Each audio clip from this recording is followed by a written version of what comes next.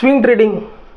मित्रांनो, swing trading अशी पद्धत आहे का ज्यामध्ये आपण महिन्याला किंवा 8 दिवसाला 8-15 दिवसाला हप्त्याला एक 10 ते 15% रिटर्न स्विंगमध्येच काढू शकतो, म्हणजे शेअर मार्केटमध्ये.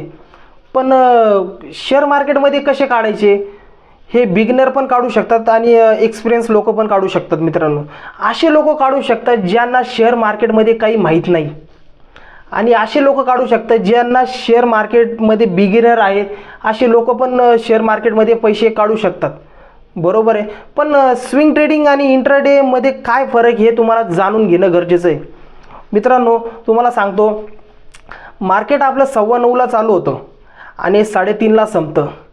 या कालावधीमध्ये पोझिशन बाय आणि सेल केली, म्हणजेच काय 9:15 नंतर आपण काही शेअर्स विकत घेतले आणि 3:30च्या आत जर विकले तर त्याला इंट्राडे म्हणतात, बरोबर आहे.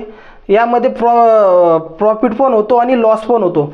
पण स्विंगमध्ये रिस्क जरा कमी आहे इंट्राडेच्या मुकाबले. तर स्विंग ट्रेडिंगमध्ये काय होतं, जर आपण शेअर आज बाय केला तर त्याला हप्ताभर, 2 हप्ताभर किंवा महिनाभर, आठवडा असं काही दिवस आपण कालावधीपर्यंत ठेवून चांगला कमीत कमी 15 ते 20% रिटर्न स्विंग ट्रेडिंगमध्ये काढू शकतो.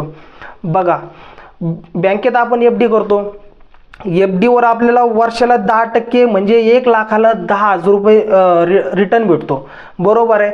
पण ते झालं वर्षाला. पण तुम्ही महिन्याला स्विंग ट्रेडिंगमध्ये कमीत कमी 15 ते 20% रिटर्न काढू शकतात. पण यासाठी तुम्हाला काही ॲनालिसिस करणं गरजेचं आहे, स्टॉक शोधणं गरजेचं आहे, सर्व काही अशा गोष्टी गरजेच्या आहे की तुम्हाला त्या शिकावाच लागतील. म्हणजेच काय, फंडामेंटल ॲनालिसिस, टेक्निकल ॲनालिसिस. अजून म्हणजे फंडामेंटल म्हणजे काय, तर तुम्ही ज्या शेअर्समध्ये पैसे लावताय तो पेनी स्टॉक तर नाही ना उद्या तुमचे पैसे बुडायला. यासाठी तुम्हाला फंडामेंटल ॲनालिसिस गरजेचं आहे. आणि टेक्निकल ॲनालिसिस कशासाठी, की स्टॉकमध्ये सपोर्ट आणि रेजिस्टन्स चेक करण्यासाठी इंडिकेटरची पण गरज पडते. त्यासाठी तुम्हाला इंडिकेटर आणि सपोर्ट रेजिस्टन्स चेक करण्यासाठी टेक्निकल ॲनालिसिस शिकणं गरजेचं आहे आणि फंडामेंटल ॲनालिसिस पण गरजेचं आहे. मित्रांनो, जर स्विंग ट्रेडिंग आणि इंट्राडे मधला जर फरक कळाला असेल, जर तुम्हाला जर वाटत असेल की मार्केटमध्ये आपण पण 15 ते 20% रिटर्न महिन्याला किंवा 8-15 दिवसाला काढू शकतो, बरोबर आहे.